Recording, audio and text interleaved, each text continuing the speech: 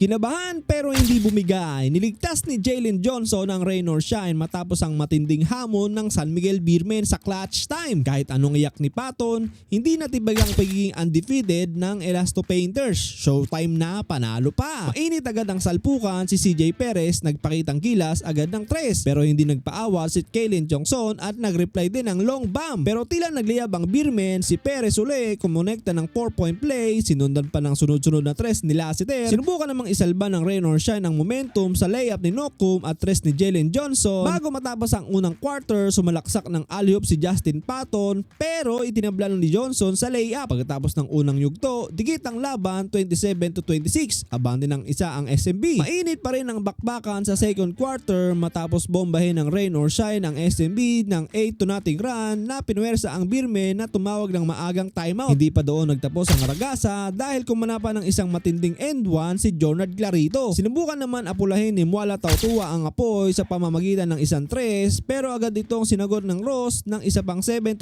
run. Tambok ang isang wide open triple ni Clarito para panatilihin ang kanilang double-digit lead. Bukod sa tambak, nabaon din sa foul trouble ang import nilang si Justin Patton nang maagang nakakuha ng 4 na fouls. Sinamantala ito ng tropa ni Coach Xieng Giao, nagpakitang gilas pa si Kalen Chongson sa kanyang layup para itulak ang Kalamangan sa pinakamalaking lamang na 16 points. Bagaman nakahingan ng kaunti ang San Miguel Beermen dahil sa back-to-back triples ni Jericho Cruz at CJ Perez, naging problema nila ang bilis ng Ross. Parang mapalos. Sa bilis ng mga tropa ni Coach Xieng, dinadaan sa takbuhan at transition plays ang laban. Tinapos ng rain or shine ng first half, nabitbit pa rin ang control sa laro 62-52.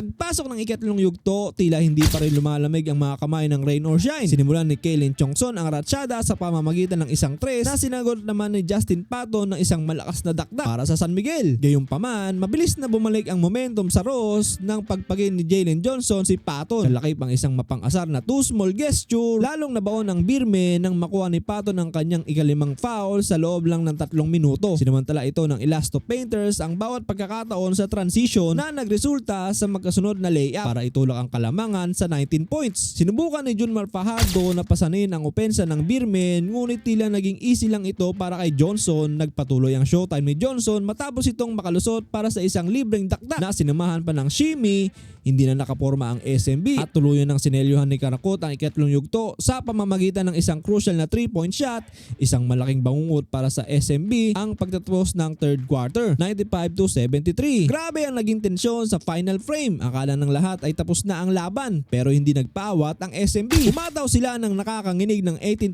run sa loob lang ng 4 na minuto. Isang ratsyada na pinatibay pa ng look-away corner triple ni Super Macho Lassiter sa under 7-minute mark. Pero hindi nagpadaig ang rain or shine, kumonekta ng malupit na 4-point play si Iwami Chongson para idikit ang score sa 99-97. Nang akala ng SMB ay sa kanila na ang momentum, rumesbak si Lemeti ng layup, sinundan pa ng tres ni Nokum para ibalik ang lamang sa 105-97. Nagpaulan ng sunod-sunod na tres si Marcio Lassiter na tumapos ng 27 points pero bawat bitaw niya may sagot agad si Nokum, mapawing 3-man at layup. Sa huling isang minuto, 4 na puntos lang ang laman ng Elasto Painters. Nagkaroon pa ng pagkakataon ng SMB na nakawin ng panalo pero sa kasamaang palad hindi pumasok ang 4-point attempt ni Patton. Nauwi sa iyak ang import ng Beermen dahil sa mintes. Habang abot langit naman ang saya ng rain or shine sa pag-eskapo, bit-bit ng digit na panalo. Ikaw PBA fan, sino sa tingin mo ang naging tunay na clutch player sa endgame? Si Nokum ba o si Marcio pa rin kahit talo?